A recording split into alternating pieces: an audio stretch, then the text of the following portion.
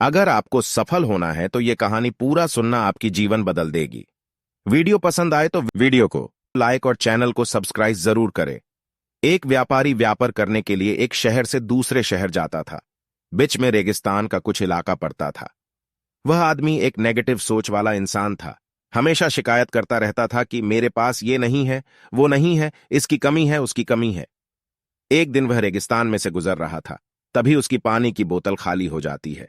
उसे बड़ी जोर की प्यास लगती है, लेकिन रेगिस्तान में पानी ना मिलने की वजह से उसे बहुत गुस्सा आता है और बोलता है कि कितना खराब जगह है, ना कोई पैर ना पानी, रास्ता भी लंबा है, रेगिस्तान पार करना पड़ता है। तभी आसमान की तरफ देख करके कहता है कि भगवान, ये कैसा जगह बना दी है आपने। अगर मेरे पास में बहुत सारा पानी होता, बहुत सारे संसाधन होते, तो इस जगह पर हरियाली कर देता, बहुत सारा पेड़ लगा देता। वह आदमी ऊपर देखकर ये सब बातें कह रहा होता है और ऐसा लग रहा था कि जैसे ऊपर वाले से जवाब का प्रतीक्षा कर रहा हो कि भगवान कुछ कह दे। अब चमत्कार ये हुआ कि वह जैसे ही नीचे देखा, उसे अपने आंखों के सामने एक कुआं दिखाई दिया। वह पूरी तरह से घबरा गया, क्योंकि उसने कभी भी उस रेगिस्तान में कुआं नहीं देखा था।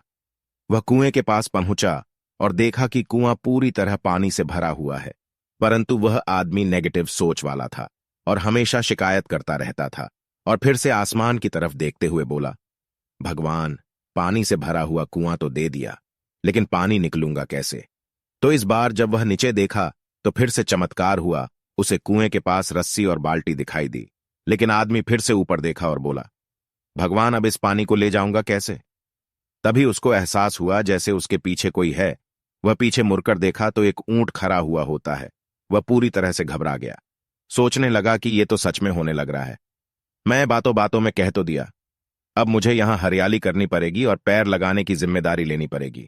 आदमी को पानी से भरा हुआ कुआं मिल गया, बाल्टी और रस्सी मिल गई, पानी को ले जाने के लिए ऊंट भी मिल गया, सब कुछ मिल गया। अब वह आदमी सोच रहा था कि ये मैं बातों बातों में क्या बोल दिया, ये तो गड़बड़ हो गया। अब वह तेजी से दौड़कर भागने लगा। वह भाग रहा था, उस जिम्मेदारी से बच रहा था। तभी एक कागज उड़ते हुए आया और इसके शरीर से चिपक गया। उसने जब उस कागज को देखा तो उस पर लिखा हुआ था कि मैंने तुम्हें पानी दिया, कुआं दिया, रस्सी और बाल्टी दिया, पानी को ले जाने के लिए साधन दिया, फिर भी क्यों बचकर भाग रहे हो। उस आदमी को लगा कि मेरे साथ पता नहीं क्या हो रहा है।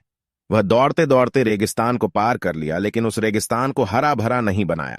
यह कहानी हमें सिखाती है कि हम में से बहुत सारे लोग ये कहते हैं कि बड़े स्कूल में PIH लिया होता या बड़े कॉलेज में चला गया होता तो ये कर लेता, अगर मेरे पास बहुत सारा पैसा होता तो ये कर लेता, मेरा बॉस मेरा साथ नहीं देता है, नहीं तो मैं पता नहीं क्या कर देता।